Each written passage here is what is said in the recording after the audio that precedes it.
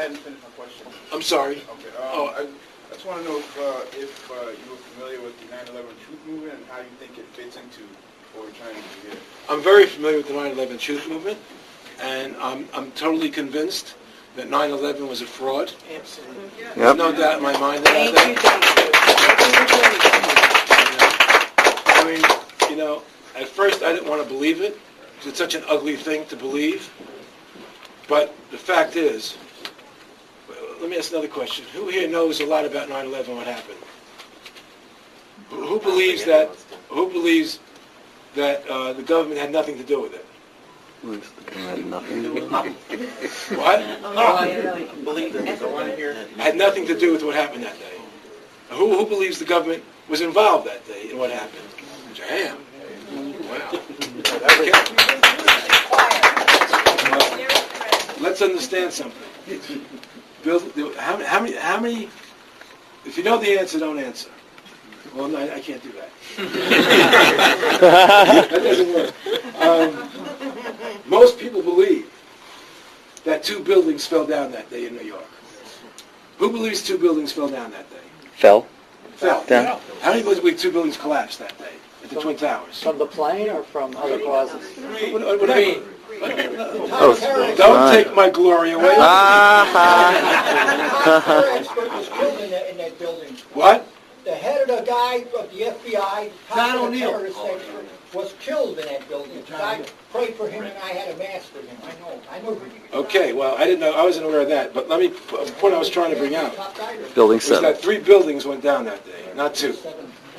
And the 3rd building was called Building Number 7. And that was a 47-story office tower.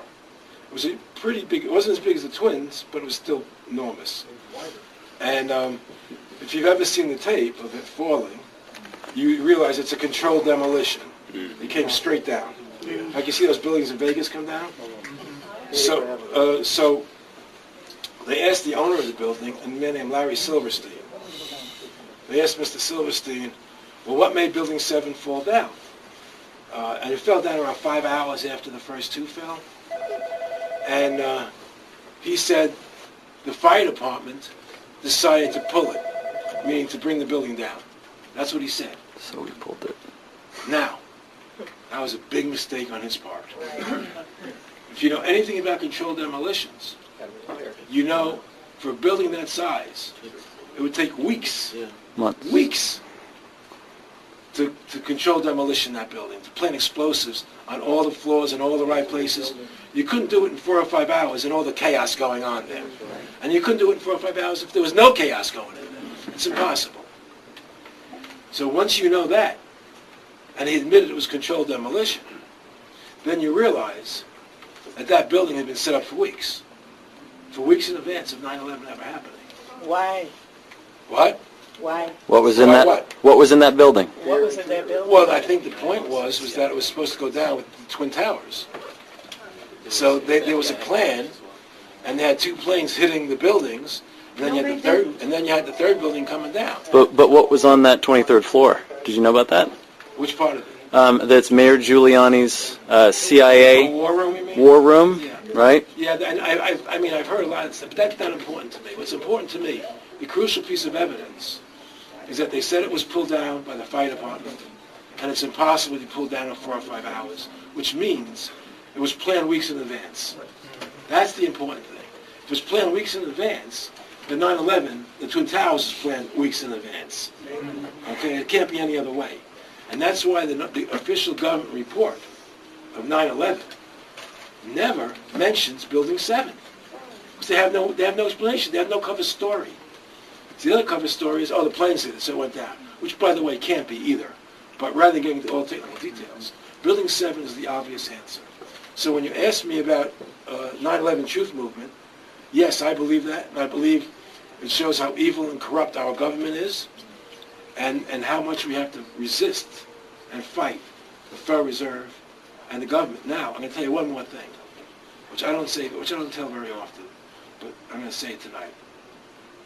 I mentioned one of the Rockefellers across the street in the theater about women's lib. I can tell you another little story.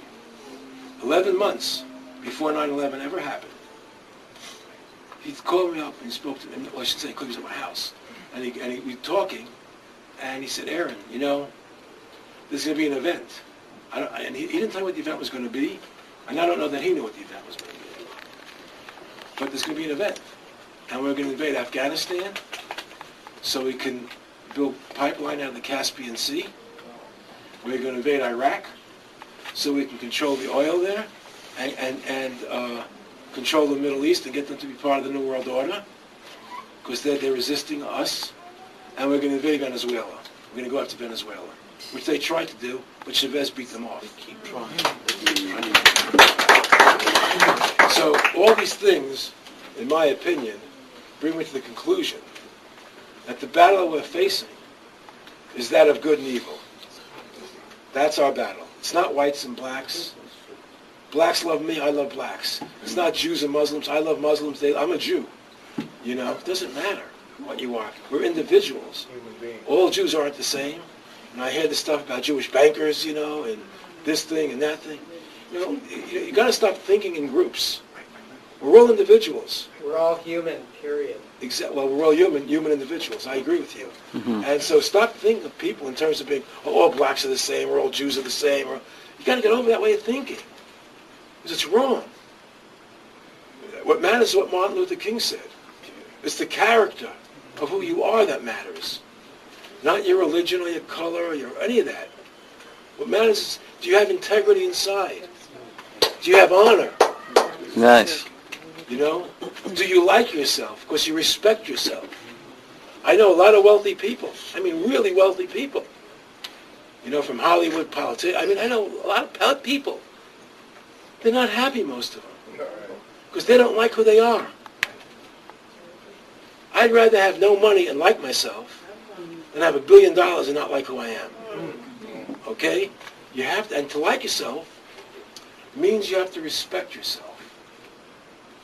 And to respect yourself means you have to behave in a fashion that you would respect if you saw somebody else doing that. It's standing up and being true to your nature. Being true to who you are. You see, there's an old saying that a leopard never changes its spots. I don't believe that. I don't believe that. I believe we all have character that can be molded like a piece of clay. Nice. And if we choose to mold our character to be a certain way, we can do that. And how I know that? Because I've done it. Yeah. I wasn't always this kind of person. And when I was a kid, I was pretty rotten. I was. I mean, I did a lot of bad shit. You know? And I did. And I can look back now and say to myself, you know, I'm not embarrassed by it. Because all that stuff I did led me to where I am today. It's part of the path we go on. You see? So it's critical that you don't berate yourself for things you've done in the past. It's all part of growing up. But it's also important that you shape your character to be something you could admire, or you would admire in somebody else. And then you like yourself. Because you can look in the mirror and say, no, I'm pretty good, I'm okay. I treated that person nicely today.